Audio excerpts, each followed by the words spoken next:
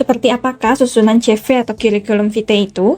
Yuk langsung aja kita ketahui susunan CV berikut ini. Ini adalah contoh gambar CV yang biasa aku gunakan untuk melamar magang atau kerja dalam bahasa Inggris. Untuk gambar lebih jelasnya, kamu bisa scan QR code yang ada di bawah ini ya. Kalau aku ketika mengirim lamaran selalu menggunakan CV ATS seperti tadi.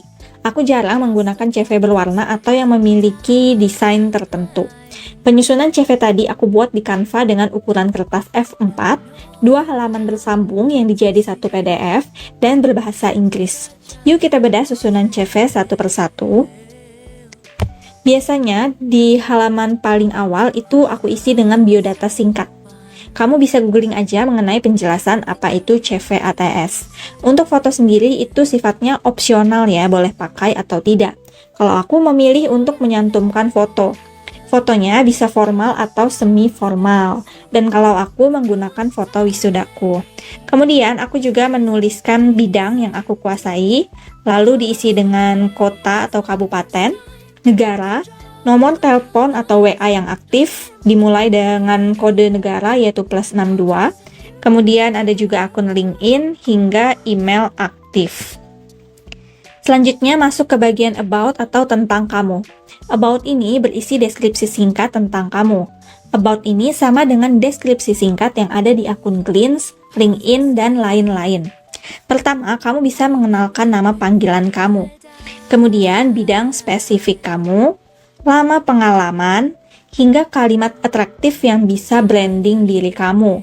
Misalnya, kamu termasuk ahli di bidang apa, atau kamu termasuk ahli di job desk yang seperti apa.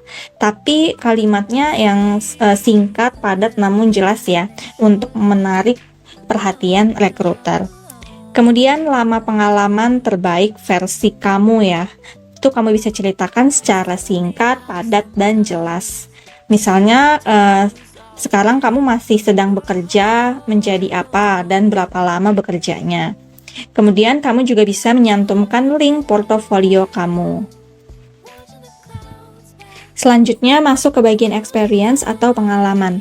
Pada bagian pengalaman ini, isi dulu pengalaman kerja atau magang terbaru atau saat ini.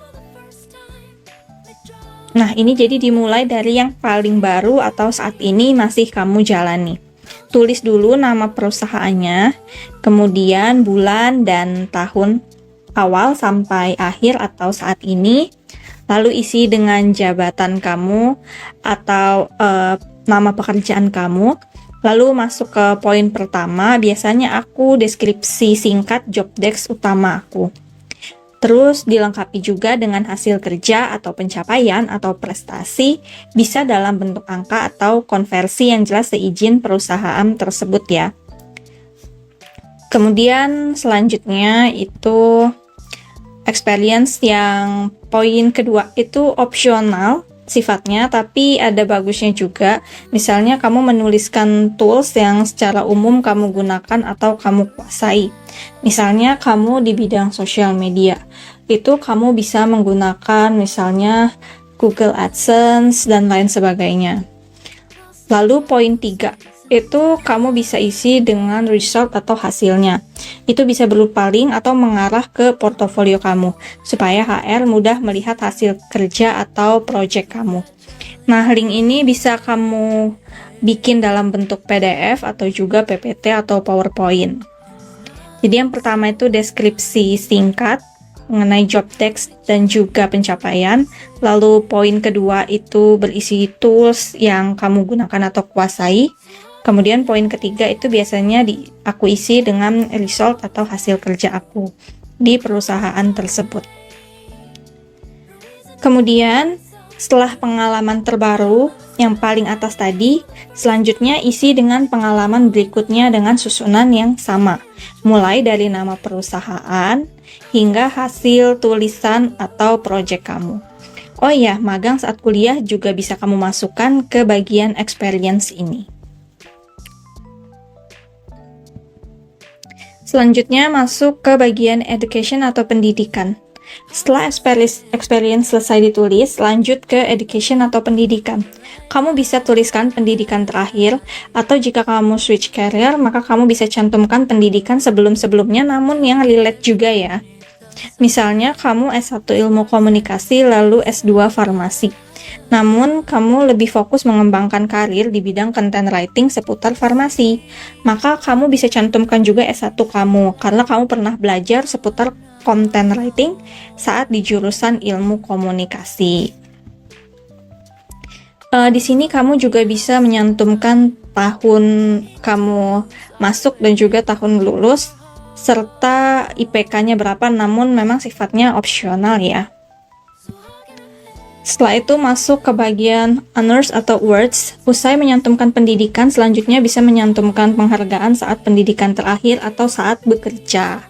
Misalnya kamu bisa menyantumkan kamu memperoleh beasiswa, atau kamu sebagai karyawan atau mahasiswa terbaik, atau kamu memenangkan lomba atau kompetisi, menjadi pembicara atau narasumber di sebuah event, ataupun jika kamu menjadi duta dari sebuah lembaga atau event atau aksi dan sebagainya.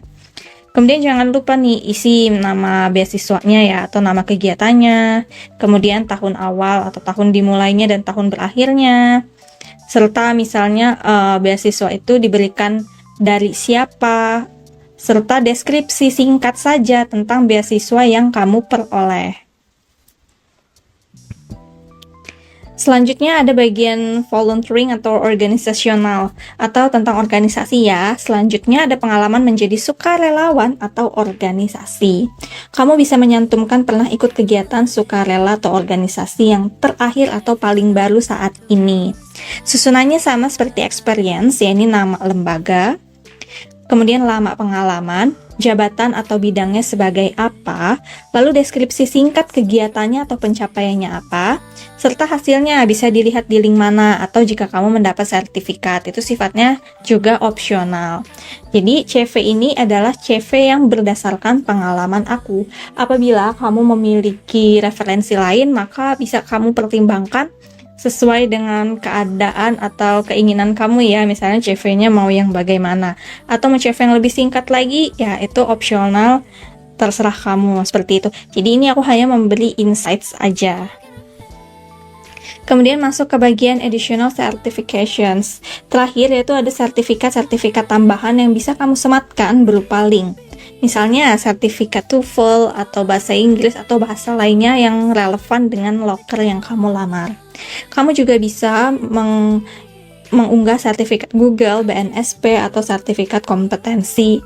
Bahkan jika kamu ikut short class atau bootcamp yang relevan dengan bidang atau fokus kerja kamu, juga bisa kamu masukin ke CV.